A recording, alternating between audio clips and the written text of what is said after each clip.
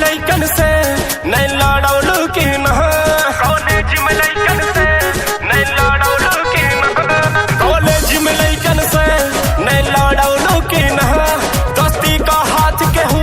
से बढ़ैलू की न खाके हमर कसम सच बोल रानी खाके हमर कसम सच बोल रानी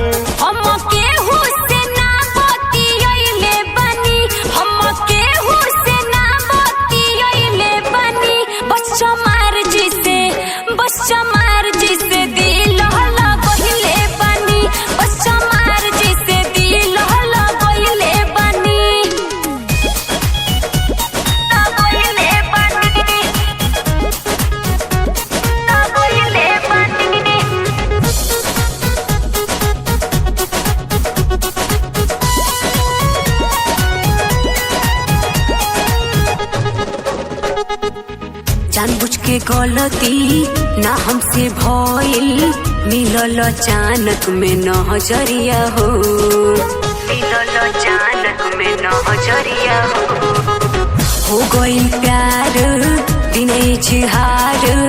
फिर न मिलल उनका खबरिया हो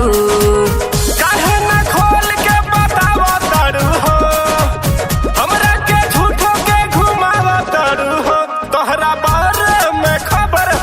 पहले बहनी तोहरा बारे में खबर हम पहले बहनी हम केहू से ना बतियले बनी हम केहू से ना बतियले बनी बस चमार जिसे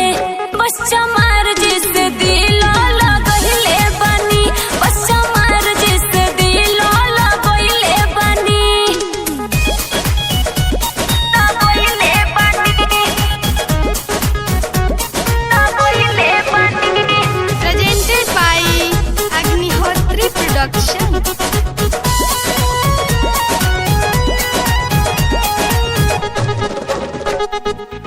लाइफ में कभी ना करब गलती ए पिया ये हम सोचले रही ए पिया ये हम सोचले रही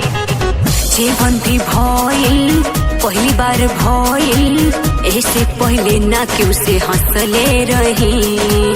तब काहे हमसे तकरार करलू रामानुज आर्यन से प्यार करलू अच्छे अखिलेश से पता लगइले बहनी सोनू अखिलेश से पता लगइले बहनी हम केहू से ना बतियले बनी हम केहू से ना बतियले बनी बस चमार जिसे हो बस चमार जिसे दिल लगइले बनी बस चमार जिसे नजर मिलइले बनी कॉलेज में लइकन से नहीं लड़ौलू की न दोस्ती का हाथ केहू से बढ़ैलू की न खाके हमर कसम सच बोल रानी खाके हमर कसम सच बोल